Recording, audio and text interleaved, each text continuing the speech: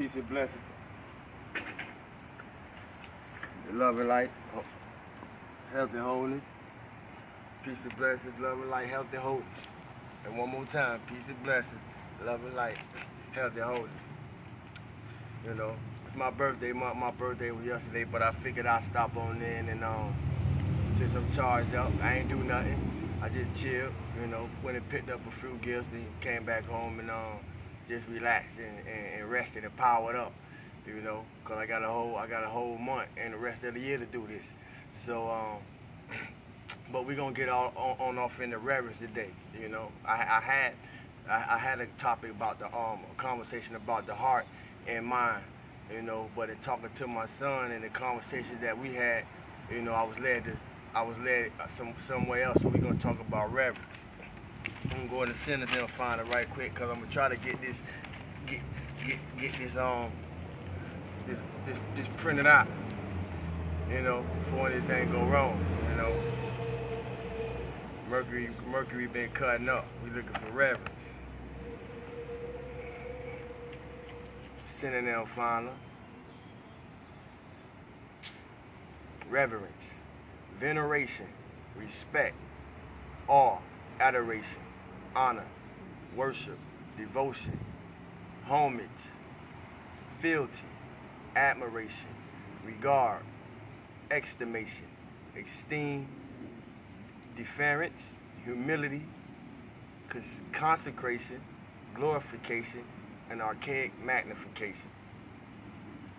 Offering, sacrifice, oblation, libation, prayer, vindication, hosanna, hallelujah. My translation, holy is you. Hallelujah means holy is you, holy is me, you know. Can't make nobody else holy, but you can make yourself holy, you hear me? And hope it impregnates somebody else. But as always, I cross-reference and cross-check. So on my cross-check, I came across reverence, deep respect for someone or something. So that question, now you got to be, you know, mindful of what do we give reverence to? Is it external or internal? Regard or treat with deep respect. The difference between, what is the difference? So I asked myself, what is the difference between respect and reverence? And the difference between respect and reverence to me was when used, respect means respect can refer to an attitude of consideration or high regard, whereas reverence means veneration. When used when used in action, respect can mean to have respect for or show respect to, because this could be seen, whereas reverence means to show reverence to, which can be seen also through the form of honor, how we honor a person, you know. Why do we need reverence? Because reverence kindles warmth in friendships and family life, and without reverence, reciprocated, things fall apart. People do not know how to respect each other, nor oneself. Without reverence, we cannot explain why we should treat the natural world with respect. But I tap into it daily, you know, and they show me things. You know, so when y'all see me interacting with the birds, you know, nature show us our nature. You heard it here. Remember that you heard it here first. Nature, natural life, show us our nature. We still talk about reverence. We go into the seat of the soul. You hear me? Y'all walk with me. The framework of karma. We still talk about reverence. Karma is attached to reverence, giving or lack or the lack of. The framework of karma and reincarnation in which we evolve is neutral. Actions and reactions in the physical arena set energy into motion, forming our experiences and revealing in the process the lessons that the soul has yet to learn. When our actions create discord in another person, we ourselves in this lifetime or in another, we feel that discord. Likewise, if our actions create harmony and empowerment in another, we feel that too. And we come to feel that harmony and empowerment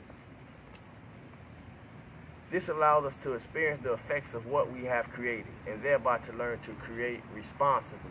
Like the alcohol, the beer commercials ain't got no problem with telling you to drink responsible. You see, but why won't have commercials that's telling us to think responsible? You see, the way you might not even pick up a drink at all. This allows us to experience the effects of what we have created, and thereby to learn to create responsibly. The framework of karma and reincarnation is impersonal and provides for each soul in response to the actions of its personality, the experience that it requires in order to evolve. Therefore, the orientation, life is the orientation, life is the initiator, the orientator, or the attitude in which we approach our life, with which a personality approaches the evolutionary process, determines the nature of the experience that will be required and how it is felt for the evolutionary of your soul. An angry personality, for example, will respond to the difficulties of its life with anger, and thereby bring into being the necessity of experiencing the results of anger. A sorrowful personality will respond sorrowful and bring that on, and so on. A person who is angry yet reveres life, however, will respond very differently to the difficulties of his or her life than a person who is angry and has no reverence for life. The person who has no reverence for life will not hesitate to strike out against life. The violence that is released in killing another person or another living creature is much greater than the violence that is released in speaking angry words. The karmic obligation, the energy imbalance that is created by killing, can be balanced only by the experience of a commensurate brutality. Thus, a person who is reverent will automatically be spared the severe karmic consequences of one who is not. Even if all of our species were reverent, that would not end the need for us to move through our own evolution. It would just change the quality of the learners within the process of evolution.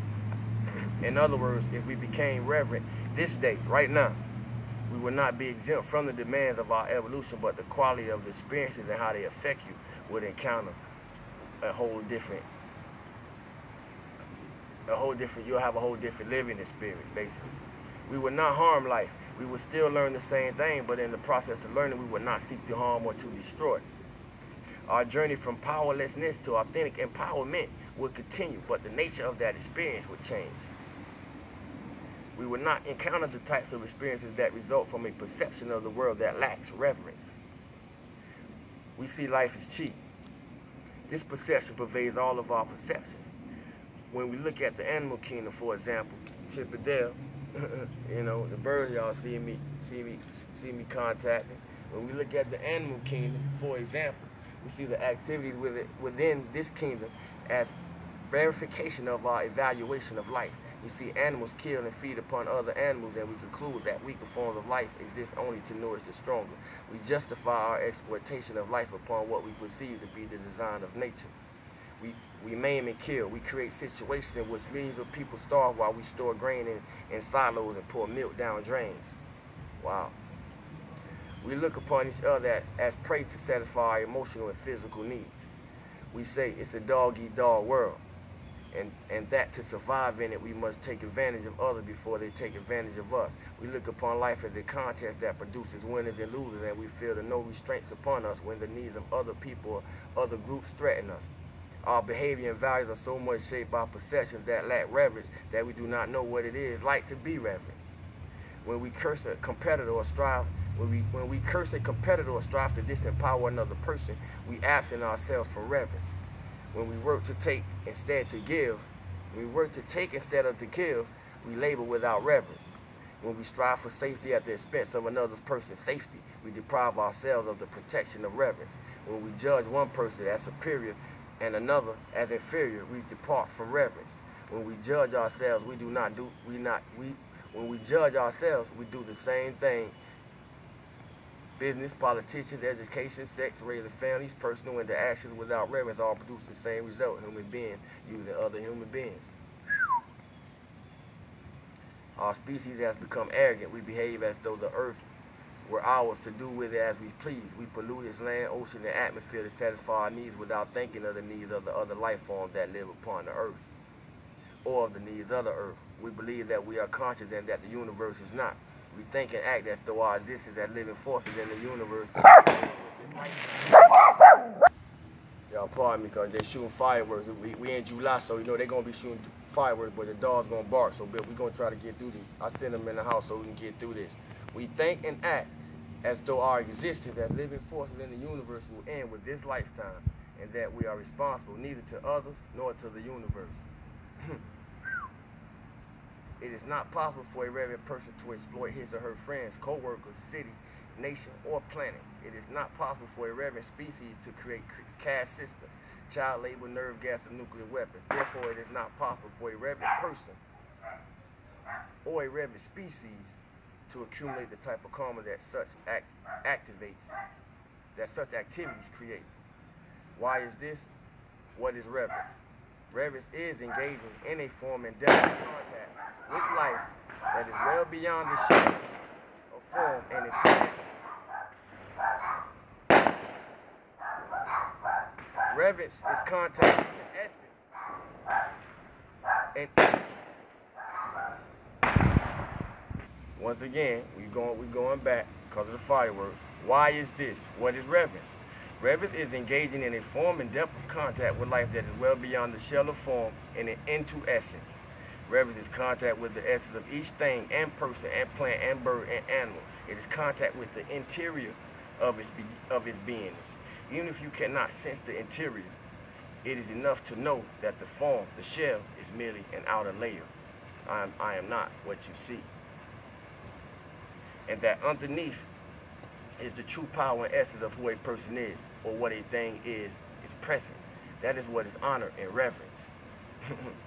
When I say I'm God, God is not my name. God is my nature. And if to know me, that must be honor.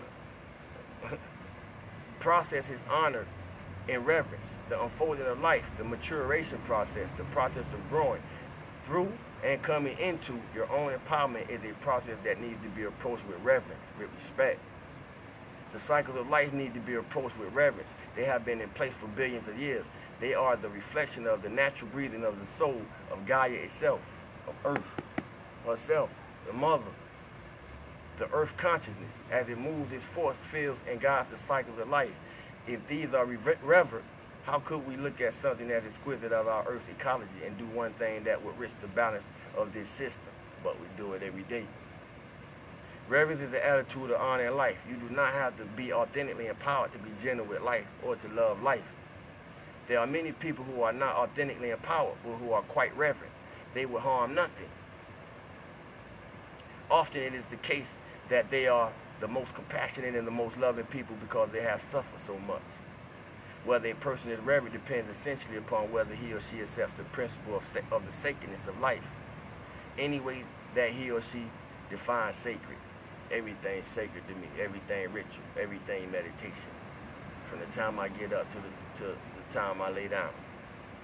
Reverence is also simply the experience of accepting that all life is, in and of itself, is of value.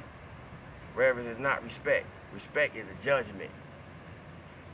It is a response to the perception of qualities that we ourselves admire or have been taught to admire. Qualities that are admired by the people of one culture may not be admired by the people of another culture, or by the people of a subculture, or by another generation of the same culture. Therefore, what is respected by some people may not be respected by others. It is possible to respect one person and not respect another, but it is not possible to reverence one person without reverencing every person. Reverence is a perception, but it is a holy perception. The perception of holiness is not one that we use continually. It is one that we apply to religion, but not to the process of evolution or the learning process of the human life. As so, we do not approach the need to learn and all of the learning experiences of our lives with regard for their purpose against the background of spiritual development. Perceiving in this way is true reverence, because it allows you to look at what you are going through and to see it within the framework of the evolution and the maturation of your own spirit. It is true reverence because it enables you to look at all the evolutions that are taking place simultaneously within your own, through your own. in all of the kingdoms of life and fully appreciate, or at least see very differently and with clarity, how they unfold. Only when we see through eyes that lack reverence, for example, does the feeding of one animal upon another appear to be a cruel system instead of one where species learn to give to each other, where there is a natural give and take and sharing of the energies between kingdoms. This is ecology, the natural redistribution of energy between kingdoms. It is only our kingdom, the human kingdom, that wants to warehouse energy or to use much more than it needs and to store what it does not, so that the balance of the cycle is disturbed so dramatically. If each of us took only what he or she needed for that day, it would be perfect. Animals do not warehouse like us, except in the case of animals that need to for the winter. The perception of reverence allows us to see the interdependency of different species from a more comprehensive and compassionate perspective.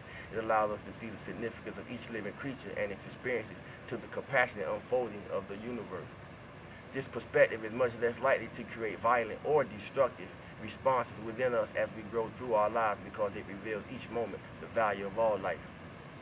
Approaching and regarding life with an attitude of reverence permits the experience of being unempowered but not cruel. Approaching and regarding life with an attitude of reverence permits the experience of being unempowered but not cruel. As you work toward becoming reverent, your tendencies toward harming others and other forms of life diminish. As you acquire a sense of reverence, you develop a capacity to think more deeply about the value of life before you commit your energy to action. That's true. When you are fully reverent, you cannot harm life, even though you are unempowered. Without reverence, the experience of being unempowered can become a very cruel one, because a disempowered person is a frightened person. And if a frightened person has no sense of reverence, he or she will harm or kill indiscriminately. Reverence is a level of protection and honor about the process of life, so that while a person is maturing toward the journey and through the journey of authentic empowerment, he or she harms nothing. Because we have no reverence, our journey to empowerment often includes the experience of victimizing life and victimizing people, victimizing situations and circumstances. Therefore, they are victims and victimizers. The process of destroying life while we are learning about life that has characterized our evolution would cease, or at least would be very different, if we approach life with a quality of reverence. It's because we have no sense of reverence, no true belief in the holiness of all life, that life is destroyed and tortured, brutalized, starved, and maimed, while we journey from unempowerment to empowerment. If a sense of reverence was brought into the process of evolution, then as each of us and our species move through the cycle of being unempowered to becoming empowered, the many learnings that are contained within that growing process of evolution will not likely produce violence and fear to that extent that we are now experiencing. The destruction of human life, plant life, animal life, and the planet would be considerably diminished, or would cease, if there were an active principle of reverence within our species and our people, if there was a perception within our species and our people and within each of us that although we are engaged in evolutionary processes that require personal learning, that does not authorize us to destroy life while we are learning. Or because we are, we would not have the karmic energy of destruction, only of learning. Even though learning is contained in destruction, the karmic consequences of participating in violence and destruction are a high price to pay for it. It is not necessary, in other words, to learn what we need to learn and have it cost somebody his or her life. It is not necessary for progress and the experience of progress to cause the destruction of nature. It is not necessary, but without a sense of reverence for life, who cares that it destroys life? Without reverence, life becomes a very cheap commodity, as it is upon our planet now, where the entire process and the sacredness of evolution is not regarded, accepted, or honored. If we perceived life with reverence and understood our evolutionary process, we would stand in awe at the experience of physical life and walk the earth in a very deep sense of gratitude, appreciation. As it is, there are billions of human beings who are filled with regret that they are on the earth, with overwhelming experience of pain, despair, discouragement, depression, starvation, and disease, dis-ease. These are the things of our planet. They result largely from the fact that so much of the human condition is without reverence. Reverence is a perception of the soul. Only the personality can perceive life without reverence. Reverence is a natural aspect of authentic empowerment, because the soul reverence all life. Therefore, when the personality is aligned with the soul, it cannot perceive life except with reverence. Approaching life with reverence not only protects the soul from the karmic obligations that are created by personalities that do not honor life, but it also is a stepping stone toward moving the personality into alignment with the soul, because it brings the aspect of the soul directly into the physical environment. What does the decision to approach life with reverence mean in practical terms?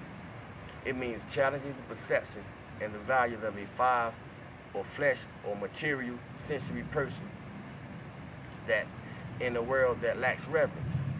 This is not always easy, especially for males who have been taught values that serve the accumulation of external power. Males ain't supposed to cry. You know, you ain't got no money, you ain't nobody. You know, it's a bunch of foolishness. An authentically empowered male would not be embarrassed or feel less than fully masculine by showing concern for life. I do it daily. And for the many creatures on our planet, that is very much the energy of reverence. Therefore, the decision to approach life with reverence often requires courage, not only of men, but also of women who have adopted these values. The decision to become a reverent person is essentially the decision to become a spiritual person. There is currently no place for spirituality within science, politics, business, or academia. To a materialistic personality that lacks reverence, a reverent businessman or businesswoman appears to be competing or at a disadvantage, because the range of his or her activities is not unlimited, and a reverent politician appears to be unqualified for leadership in a world where the only power that is recognized is external power. Yet to thy Christ conscious human, a reverent businessman or businesswoman is a person who infuses a new energy into the archetype of entrepreneur, shifting it from a dynamic that is motivated by profits that are generated by serving others to a dynamic of serving others that is made possible by profits. And a reverent politician is a person who challenges the concept of external power and brings to the political arena the concerns of the heart. Therefore, the decision to approach life with reverence means acting and thinking as a spiritual person in a world that's not recognized, in a world that does not recognize spirit, and it means moving consciously toward the perception of a Christ conscious human. To live with the reverence means being willing to say that is life, we must not harm it. And those are our fellow humans, we must not destroy them. And it means re-examining the way that we treat the members of the animal kingdom that serve us so patiently. It means recognizing the rights of the earth, that the earth has rights is a concept that is not even present in our species yet. An attitude of reverence is the atmosphere, the environment in which the Christ-conscious personality evolves. It is a sense of richness and fullness and wholeness and intimacy of being. It creates compassion and acts of kindness. Without reverence, without the perception of the holiness of all things, the world becomes cold and barren, mechanical, and random at the same time. And this creates experience of alienation and acts of violence. See, we in Corona, see what Corona did, put us in quarantine. It is not natural for us to live without reverence, because that separates us from the basic energy of the soul. Reverence automatically brings forth patience, and patience is the desire to have your needs met first. When your needs are taken care of, do you not then have patience with the needs of others? A reverent person honors life in all its forms and all its activities. It does not think in the terms that are required to produce impatience. Reverence presents non-judgmental justice. The soul does not judge, and so the personality chooses to bring into physical reality another of its soul characteristics when it chooses to approach life with reverence. The reverent person cannot consider himself or herself superior to another person, to any other form of life, because the reverent person sees divinity in all forms of life and honors it. An attitude of reverence facilitates the transition from the logic and understanding of the flesh or materialistic person, human, to the brighter order of logic and higher order of understanding and the Christ consciousness, human, because as we shall see, this higher order of logic and understanding originates in the heart. Without reverence, our experiences are brutal and destructive. Without reverence, our experiences with reverence, our experiences become compassionate and caring. We shall come to honor all of life sooner or later. Our choices are when that shall happen, and the quality of experiences that we shall have as we learn. And with that, in all the reverence I can muster, I wish y'all peace and light, peace and blessings. Love and light, holding for help. I'm tired. And till next time, this is how we God one. I'll see y'all next time.